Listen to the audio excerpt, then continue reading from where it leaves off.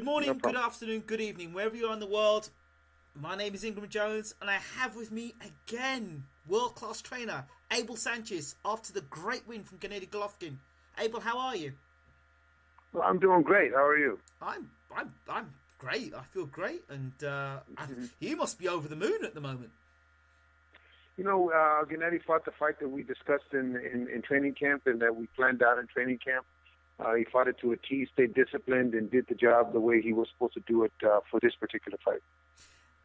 Question number one is, how did you know that the left jab would have shut Lemieux down so easily? Well, it's things that I see every day in the gym when he's working out here.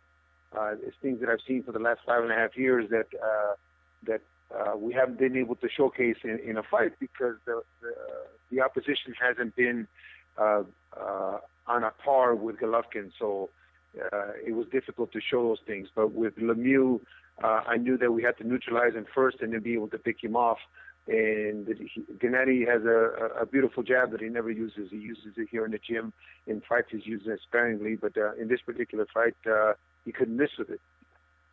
I was a bit disappointed with the approach that Lemieux decided to use for the fight. I mean, the first 30 seconds I felt was crucial against fighting someone like Golovkin, because Lemieux, as far as I was concerned, wasn't a boxer. He was just a pure puncher. That's what he was. He was a guy that would hit you with either hand, but in terms of boxing IQ and boxing Gennady, they were just in two different universes. So I expected Lemieux to literally jump on Gennady from the first minute. Didn't see that. He just stood in front of Gennady, and of course, when he did that, he allowed Gennady to use the jab and open up and throw the punches. And of course, Gennady's space, timing, and beautiful footwork at times put Lemieux in positions where Gennady was able to land and not get hit by Lemieux. How is a fighter able to do that? In our international conference call, I mentioned that even at one of the press conferences, that Gennady's IQ would be superior and would be the difference in the fight. After Golovkin landed the first significant punch, I said Lemieux would be a totally different fighter, and so it was the case. As soon as he landed that first jab, Lemieux understood what I was talking about. Lemieux understood that that jab, if the jab is that hard, you could imagine what the rest of it is. But he never allowed Lemieux to get on track. He kept him backing up, kept him thinking, kept it with not only the beautiful footwork, but the sense of distance, the discipline with the distance to make sure that Lemieux was always reaching and was always off balance when he was throwing his punches. And I think Lemieux understood that if he allowed himself to be real brave and come in, that he may get hit with some shots that was not expected.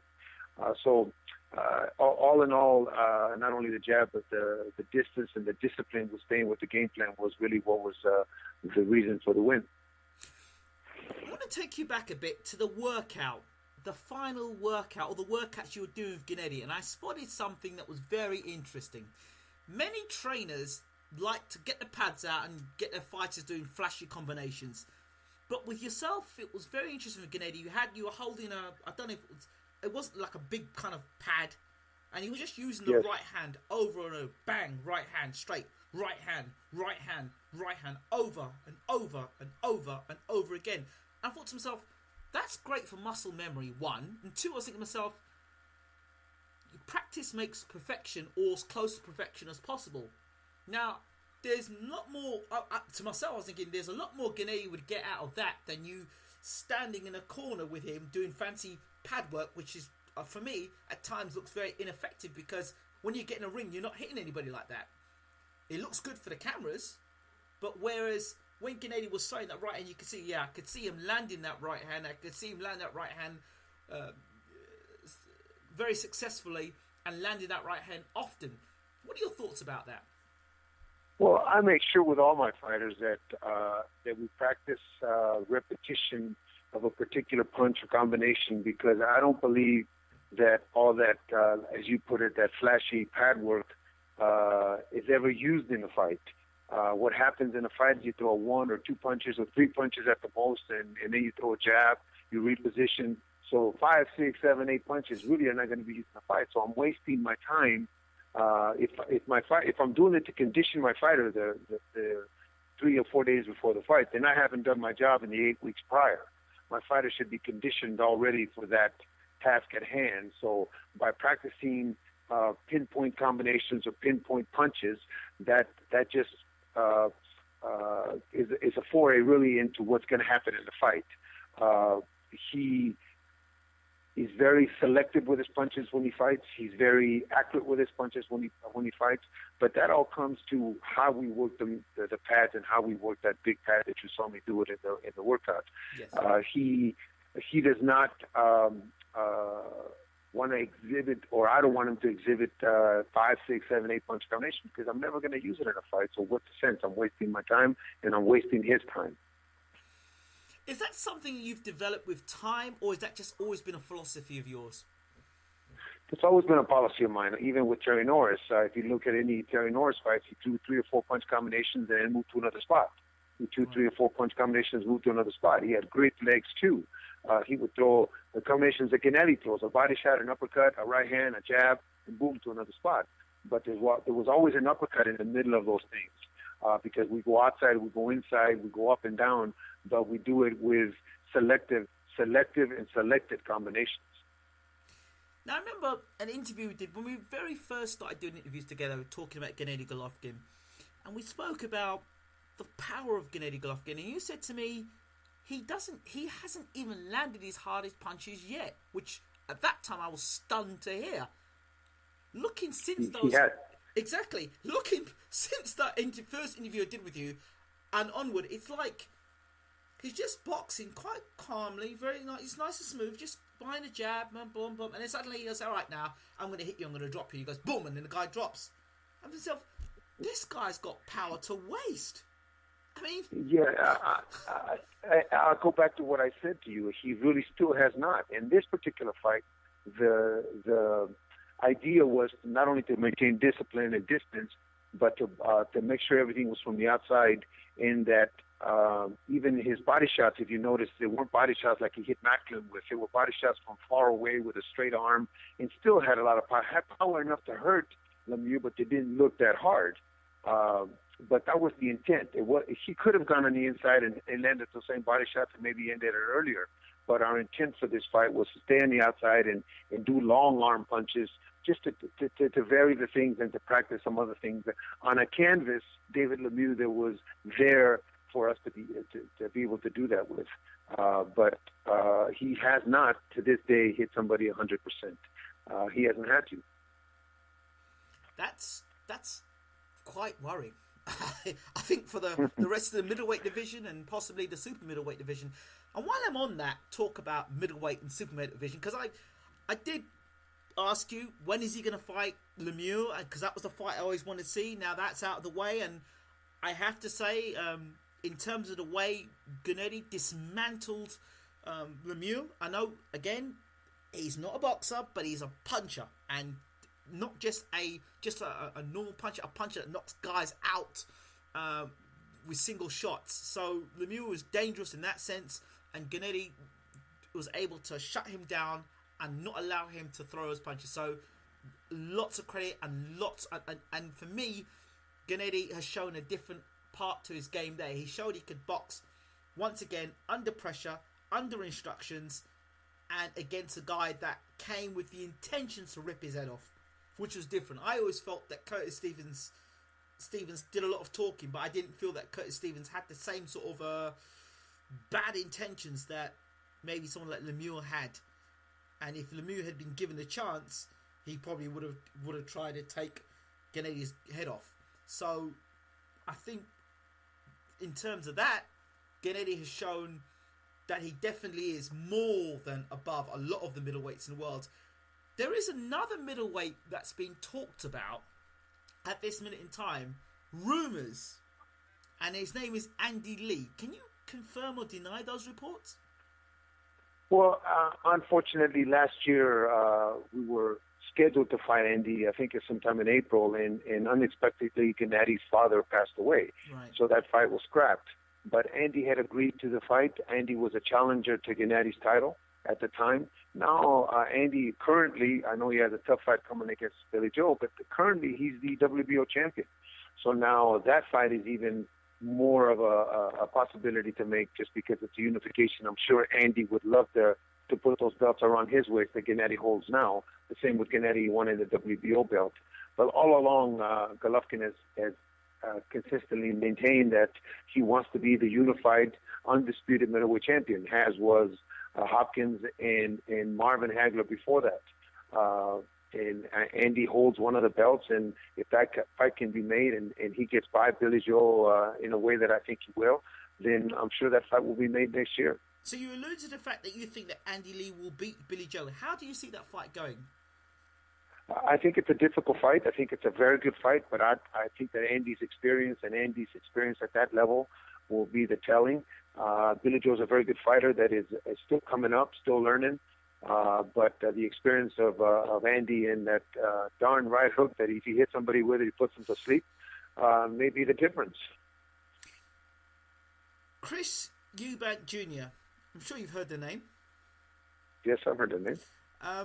Once again, is talking about having balls of steel and wanting to take on Gennady Golovkin. Once again, we spoke about this before, and the father is still pushing it and talks about a fight in summer 2016. Any thoughts? Well, I think the siblings of great fighters, as it was Chavez Jr. being the sibling of Chavez Sr. and Chris being the sibling of Chris Sr., never live up to what the greatness that their fathers had or a career that they had. I think that Chris Jr. is a decent fighter. He could not handle Billy Joe in their meeting, and now he's talking about Golovkin. I think that he's got a long ways to go. I think that he's on the right track, hiring Adam, and hopefully Adam will polish some of those edges that need to be polished. He's got the skills. It's just he's got the skills for a C fighter right now, a C plus fighter. He's not quite at the level where the rest of the world is around him, but he seems to think so. His father seems to think so. But what they need to do is fight some of the fighters that will give him that credibility and beat some of the fighters that will give him that credibility, like taking little steps up. Eddie needs to match him a little tougher every time out. The boy he's fighting this time, he should not be fighting, in my opinion, because that does nothing for him to put another win on his record, which just makes him think that he's ready for the elite. He should be fighting tougher opposition and doing well with them so that people will start believing. It doesn't take big balls. It takes smarts. It takes skills. It takes promotion. It takes a lot of things to get guys to the level where they're going to match or they're going to try to match against Golovkin. Now, you've said a lot of things there, which blatantly is the truth there, Abel. But Chris Eubank Jr. is scheduled to fight the Irishman, Spike O'Sullivan, or Gary Spike O'Sullivan, in December 12th. That's in December, right? Yes, December 12th. Mm-hmm. So you obviously heard the news about that. Yes, I heard that, but that's another guy that Billy Joe beat. So what if he thinks he's ready for Golovkin in 2016, these kind of fights are not going to prepare him for that fight if it is to happen. Gary Sullivan got beat by Saunders as Eubank got beat by Saunders, so he will be proving nothing by fighting O'Sullivan, in my opinion. He needs to fight some top 10 guys because he's only got 2 or 3 fights before that 2016 date that he anticipates or that he thinks he's going to get.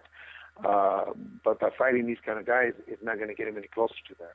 But can you understand, or can you see, I mean, as a trainer, and outside of the Gennady Golovkin camp for just a second, can you see what Chris Eubank Jr., Chris Eubank Sr., or English is how he likes to be referred to now, how he sees his son against Gennady Golovkin? Can you see where he sees weaknesses or how he thinks his son can beat Gennady? I think that in what I've seen of Senior in Junior's career, he's grandstanding. He's trying to get the attention. He's trying to be back where he was when he was fighting. But he sees him through a father's eyes. He doesn't see him through a real trainer's eyes. He sees him as his son who can do no wrong, and sometimes fighters like that get hurt. He needs to see him as a fighter that's not his son, to see his abilities or capabilities on different levels. He is very good for the level he's at. Now he needs to be stepping it up. Peter Quillin, I read a little kind of comment that you made regarding him being the most difficult fight or the most difficult middleweight challenge for Golovkin. Do you stand by that? What I said was he was the most difficult style-wise. He's long and rangy, and he's got very good power, a good boxer. So he would be among the top of the middleweights that I would think that could give Golovkin a good fight. Unfortunately, his situation and his unwillingness to call out for the fight and make sure that his people make the fight will keep that fight from happening. But he is, as they say in around here, he's dying on the vine. He's fighting fights that are, or he was anyway up until now. Danny, hopefully after Danny, he'll fight fights that are significant enough to put him in a position so that it can be negotiated, and that Al would look at it as not only a good fight for them, a good fight for Peter, but a good fight for boxing. But the impression I get from Peter Quillin is he doesn't want anything to do with Gennady Golovkin. If you're speaking straight words, he just doesn't want him. He said, "Oh yeah, I'll fight Golovkin, but pay me 10 million." He doesn't sound like he really wants that fight. He doesn't say It doesn't seem like Lemieux had the intention to want to fight Golovkin. It doesn't seem like he wants that. He seems like he'll fight anybody else, but just not him. You're absolutely right. And with comments like that, "Pay me 10 million," you would think that that's exactly what he's saying. I don't want to fight it. But there's going to come a point in Peter's career where he continues to get older and older, and those fights are not happening. There's nobody on that side with Al right now that Peter can fight that's going to make him any money unless they overpay him as they have in the past. But there's nobody there that create that challenge for Peter. Danny Jacobs is the only middleweight they have that's of any good kind of record. And who knows if he beats Danny? He still has to get by Danny. But Danny in the past has said that he felt he wasn't ready for Golovkin. He felt that he needed to learn how to go 12 rounds. He needed to learn a lot more, which is, I respect that a lot because he understands where he's at. Yeah. If Peter doesn't beat Danny decisively and knocks Danny out, then if we go back to Danny's words, is Peter even ready for Golovkin? So maybe that's something in the back of their mind that they understand where they're at compared to Golovkin now. The latest news coming out of Canelo's camp is that he'll fight Gennady Golovkin, but at 155. Well, right now, I think that Canelo has a very difficult fight in front of him on the 21st of November. Cotto, I think, has something to say about anything that Canelo will say about fighting Golovkin, because he still has to fight Cotto.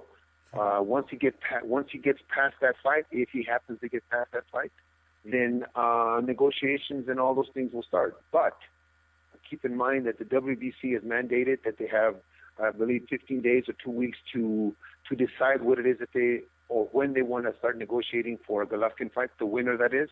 And if they decide not to fight Golovkin, that's okay with us too. That's their business. That's maybe they're afraid like everybody else is. But if they decide not to fight Golovkin, then Golovkin becomes the WBC champion, and we go on to fight the mandatories in that organization. Wow. But it's not Canelo. It's not Canelo or Cotto that we're after. Gennady wants the WBC belt, whomever has it. But is he prepared to go to 155 pounds to fight for the middleweight championship of the world? We're fighting for the 160-pound title. Why would Golovkin go down to 155? That's ridiculous. This is a good question. But yet Canelo is draining. Wants to drain Canelo. I mean, Cotto wants to drain Canelo. So, I mean, and now Canelo's saying he's going to try and drain Gennady if the two are to fight. For this particular fight that's being mentioned for the vacant or for the WBC title to unify, for this particular fight, regardless of who wins the fight at 160 pounds. Once Golovkin is the WBC champion, in a year down the road, Canelo decides that his body is all right for 160 or wants to fight Golovkin, and they come to Golovkin's team, Tom Loeffler and Herman Brothers, and they want to negotiate something. At that point, maybe it's negotiable. Right now, for this fight, a unification fight, It's not negotiable. It's 160 pounds. And we've said that in the past. I'm so glad you're saying this, Abel, because I think it's an absolute joke that the middleweight championship of the world is being fought between a welterweight and a light middleweight. I think it's not good. Well, you said something about Quillin's $10 million and not wanting the fight against Golovkin. Does Canelo saying he wants to fight at 55 saying the same thing? It is saying the same thing. But okay, let's just take this out away from being boxing fans, just men that potentially could get seriously hurt.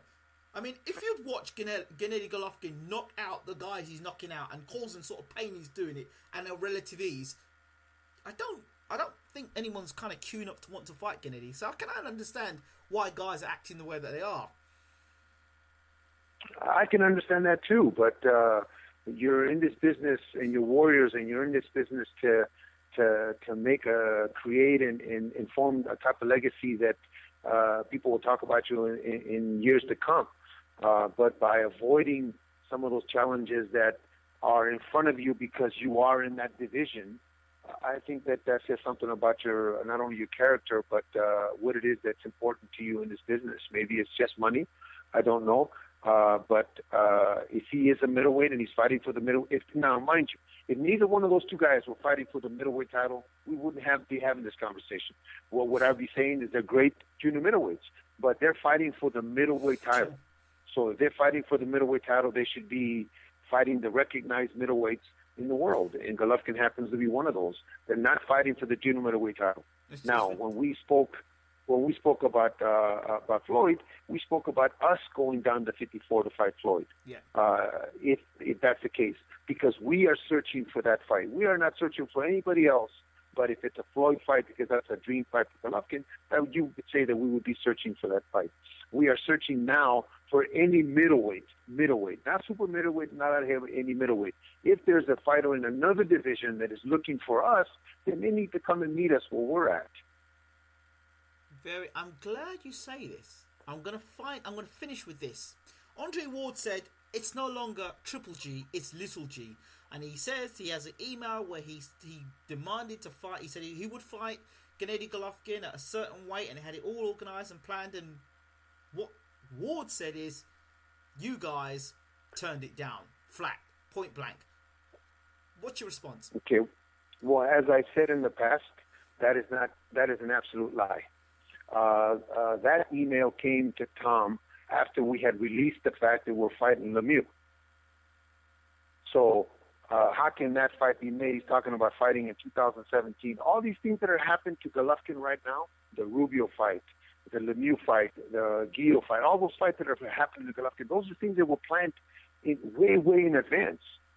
Those are things that were planned so that this situation that's coming up with Cotto and Canelo would be something that we'd be talking about. That was planned a long time ago. That didn't happen yesterday. So the Herman brothers and Tom Loeffler had laid these plans out because that's how you plan a future. That's how you plan a fighter's future. For us to sit back and wait for the diva, Andre Ward, to make up his mind what he wants to do is unrealistic. I mean, no manager, no promoter is going to do that. When he signed with Rock Nation, first of all, he had problems with Goosen, and it was legal problems. Then he signed with Rock Nation, and the first thing out of his mouth or out of their team's mouth is, we need 2 tune-up fights before we can fight. So he takes a fight with Paul Smith, who Paul Smith couldn't go 3 rounds with Golovkin, and goes 9 at 172 pounds. Now he's talking about taking a tune-up fight against an Australian kid that nobody's ever heard of. So how can realistically the Golovkin team even consider talking about Andre Ward? He hasn't decided what he wants to do. Now, if we're planning 2017 or late 16, these things are being planned out. You just asked me about Andy Lee. Those are all things that are being planned for the future. So they need to come to the Golovkin team and Loeffler and discuss all those things. Instead of doing it on social media, do it in actual negotiations and contracts and how can I put it in an actual business-like way, not doing it on Twitter and doing it on Facebook. That accomplishes nothing. So if that fight is going to be talked about in the future, then they need to start talking about it now with with the team, and not for it to happen in the next fight, because we have the next fight already scheduled, which is the winner of Canelo Cotto. Now, what happens after the 21st in that regards? Who knows what happens? But at this point, we already have that fight planned, and as you mentioned, Lee wants to fight. Not only that, we have an obligation to Toronto Johnson, who's the IBF mandatory. Yes. If we don't do a unification, we have an obligation to Toronto Johnson to fight Toronto Johnson. So stand in line. Stand in line and start the negotiations now. Don't wait until the end of 2016 and say he doesn't want to fight me. Don't wait until we announce a fight and say he doesn't want to fight me, which is what they're doing. But we are not, as a Golovkin team, we are not concerned with what Andre Ward says or rants about, because all he's doing is just trying to keep himself relevant. But it's not by fighting; it's by talking dumb stuff. Fight guys, like I said about Chris Eubank. Fight guys that are going to give the public an idea of who you are at this stage after 4 years of really no competition. Give the fans an idea of who you are and what you can do now, so that they can demand that fight. But for right now, there's no reason to. There's no compensation available that's enough for us to even discuss with him or discuss with his people. I'm glad you've really said that. Abel Sanchez, as always, thank you so much for talking to Bayloric TV. Thank you for your time, your expertise, and the person that you are. Thank you very much, Ingram. Have a great day. You too. Take care, Abel. Okay, bye-bye. Bye-bye.